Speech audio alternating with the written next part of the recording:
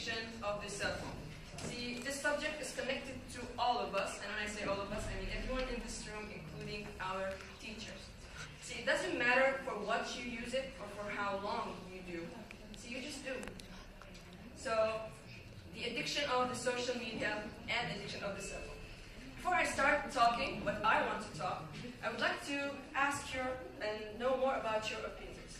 So I'm going to ask you, what do you think are the benefits of the social media? Yes. Since we can see another culture in another country, we can share our experience and learn their experience. Thank you very much. Thank you. Anyone has another idea about the benefits of the social media? It let us communicate with our friends, with our social area, and maybe for far people who live in far places. Yes, thank you very much. Thank you very much. Okay, now I would like to hear about the bad effects of the social media. We heard the good effects. I'd like to hear some of the bad effects in your opinion. Yes. I think it wastes your time and causes you health problems, and maybe you would learn wrong information because not all the information which are on the internet are true. Thank you very much. Any more ideas about the bad effects of the social media? Yes, Ammar.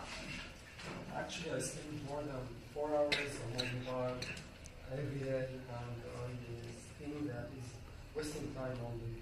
You see my friends' posts on Facebook and yes. chatting with them on WhatsApp. Yes. There's nothing to do with actually trying. Make you grow.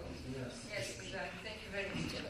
Okay, it was very nice hearing your opinions. It was all very great. Thank you all. So I did some researches and I found out the good and some of the good and the bad effects of the social media. I'm going to start with the good effects because I don't want all of you to get shocked from the first few seconds I start speaking and start hating on the social media. So the first benefit I'm going to talk about is making friends. See, it's never been easier than making friends right now. A few decades ago, it was really difficult to even communicate with your own family members if they're traveling. But now with the social media, you can talk to them on Facebook, Instagram, Twitter, wherever you want to talk to them with any application you want.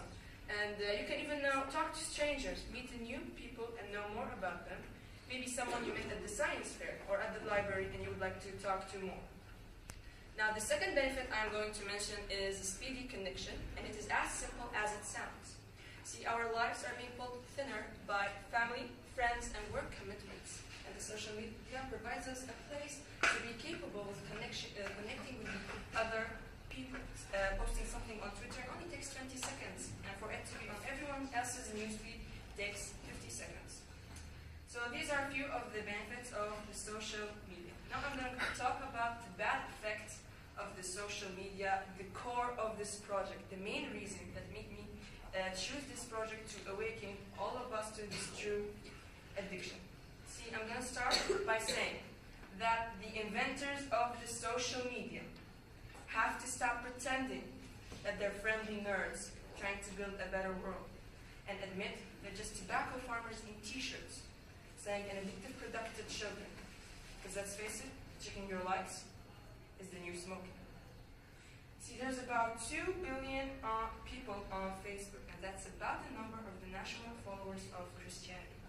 So if you think about it, from the moment you wake up, you're all jacked to this environment, and thoughts start streaming into your head, designed by few technology companies. What we see is a typical person checking their phone every 15 minutes or less, and half of that time, there's no notification, there's no alert, there is nothing. It's just coming from their head, saying, gee, I haven't checked Facebook in a while, I haven't checked Twitter in a while, I wonder if someone commented on my Instagram post. See, and all of this starts to make you anxious. And your goal eventually is to get rid of that anxiety, so you just check in. Steve Jobs revolutionized the entire world with the iPhone, yet he never lets his children use it. And right now, a child is being born online. They're being favored and retweeted. See, tell me you've never seen this. There's a group of people sitting at the table in the restaurant, and they're not even talking to each other because they're busy texting, checking Facebook and Instagram. They're at the table and don't even know each other. At home and don't talk to each other. And the pressure on us to be like them, to be like everybody else is so great that everybody wants to live their life like a reality show. See, there's this culture. We don't have enough in common anymore because of the internet that was supposed to unite us has become too adapting at serving us our personal content. Do you know what I saw on my Facebook front page this morning? You don't, because my Facebook front page isn't the same as yours. We are great consumers, yet poor producers. We will buy what we can't afford with the money that we don't have to impress people we don't even know, trying to be like everybody else. Right now, a teenager is photoshopping their selfies because us as a society, we're telling them they're not good enough. And influencers are encouraging narcissism, and they don't even know the depth of that on their audience. See, there's always this narrative that technology is neutral and it's up to us to choose the way we use it. See, this is just not true. They want you to use it in particular ways and for long periods of time because that's how they make their money. And now, it's up to all of you to make a decision. Now is the time to say that this is enough for you. When you want to succeed, as bad as you breathe, no matter what distraction you have, you will succeed. So everyone, aspire to make a difference. Anything good you want, you can have. So claim it, and work hard to get it. And once you reach there, look back and pull someone else. Each one, teach one. You don't start not because of what you don't have. You don't start because you don't realize it, that the fruit of everything good in life begins in the shadow. And most of our generation, they quit the second they're being talked to. You know, nothing is going to be easy. Nothing is going to come to you. Nothing's going to fall in your lap. Nothing's going to be so simple. You're going to be like, oh yeah, that was so simple. No, it's always going to be difficult. It's always going to be hard. To grow, you must suffer. So I ask you this. Have dreams, but also have goals. Life goals. Daily goals. Yearly goals. Monthly goals. Have goals and understand to achieve these goals. You must apply commitment and consistency. We all must apply commitment and consistency. Hard work really works. Enjoy this video.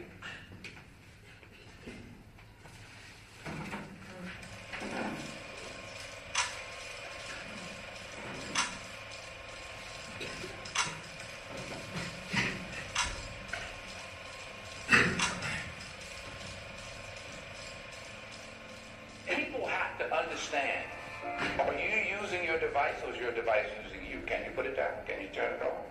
If you don't read the newspaper, you're uninformed. If you do read it, you're misinformed. That's a great question. What is the long-term effect of too much information? One of the effects is the need to be first, not even to be true anymore. So what a responsibility you all have to tell the truth, not just to be first, but to tell the truth. We live in a society now where it's just first. Who cares? Get it out there. We don't care who it hurts. We don't care who we destroy. We don't care if it's true. Just say it. Sell it.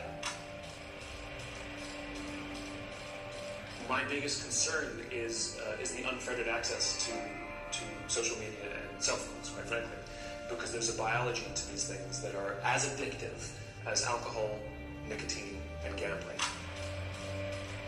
Right now, a family is out to dinner at a restaurant, not enjoying each other's company, but each staring into the screen of their choice, completely ignoring the family members. And this is mom, dad, and the children all doing the same thing, while they continue to eat. They did it the entire meal. Right now, an infant is getting their first iPhone and learning to tap and swipe all while drooling on it. 92% of 2-year-olds play video games because that is what parents are putting in front of their precious children to keep them entertained and quiet.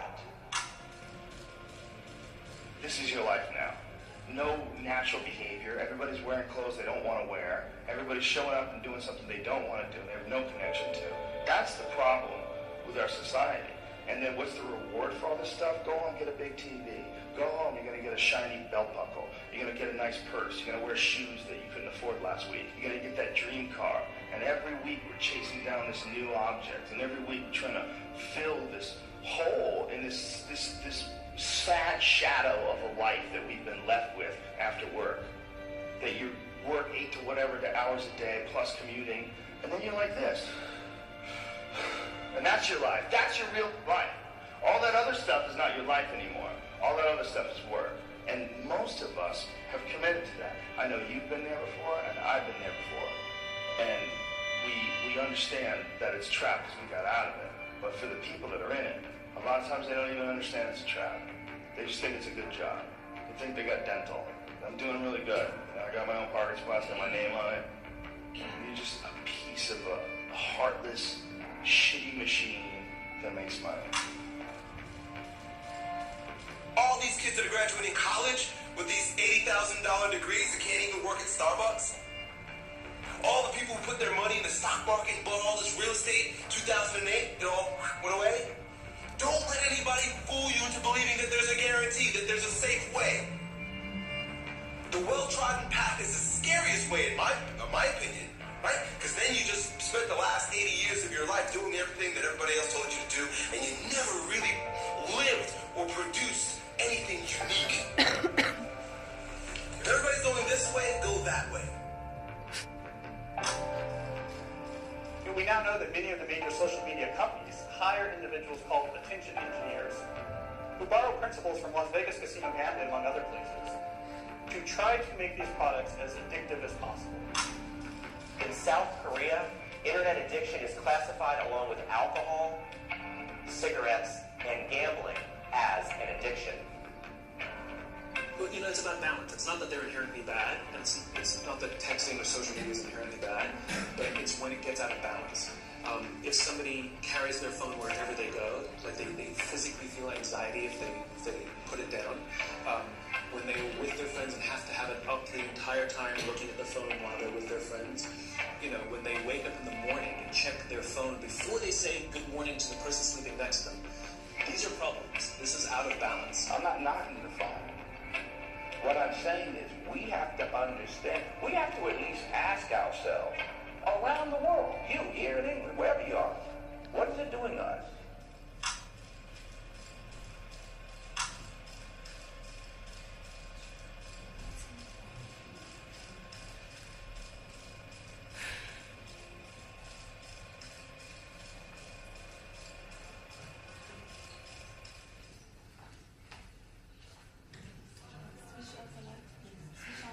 Yes. Finally, studies have shown that 97% of students are addicted to their cell phones. Are you one of those 97%? Okay, so after showing you this, I would like to ask some of you, how did the cell phone impact your life or affect it? Did or do? How did It does. it does all the time. Yeah. Yes. Is it doing? Yes. Okay. How is it affecting your life? Yes. Yes. For me, it actually affects my life in both a good way and a bad way. In a good way, like when I go out a lot with my friends, or I go to the music institute, and I use it a lot to make phone calls. And sometimes I actually forget to do some things, so I use the reminder, and it's really helpful. Yes. But in a bad way, because it really consumes my time.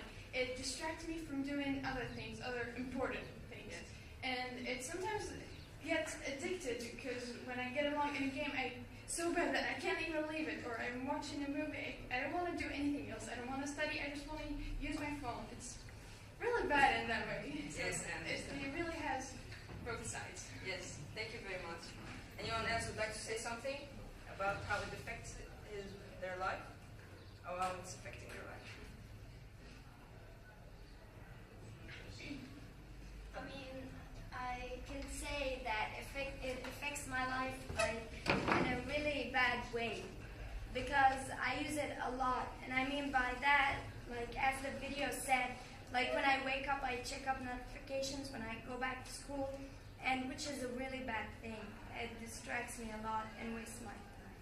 So you feel like it's a problem. Do you feel like you have to fix it, or are you comfortable with it?